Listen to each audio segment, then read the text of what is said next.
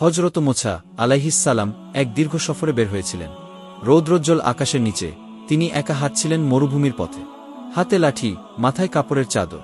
হঠাৎ আকাশ ঢেকে গেল কালো মেঘে, ঝোড়ো বাতাস শুরু হল, তারপরই নামে ঝমঝম করে বৃষ্টি।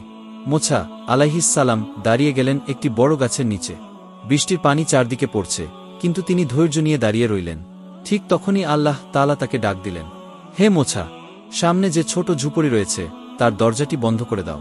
হযরত মুসা আলাইহিসসালাম দেরি না করে সেই ঝুপড়ির দিকে এগিয়ে গেলেন। বৃষ্টির মাঝে ধীরে ধীরে হাঁটলেন, পা পিছলে যাচ্ছে কাদায়।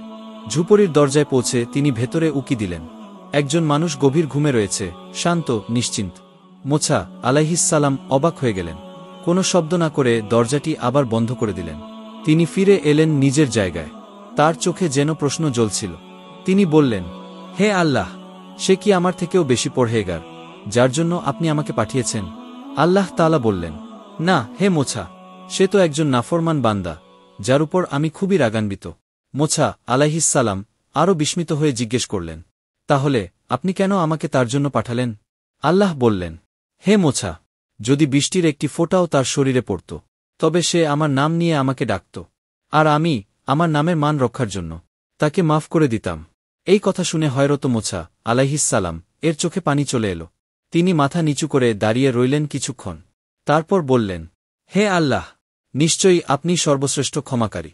আরও ইসলামিক গল্প শুনতে সাবস্ক্রাইব করে পাশে থাকুন।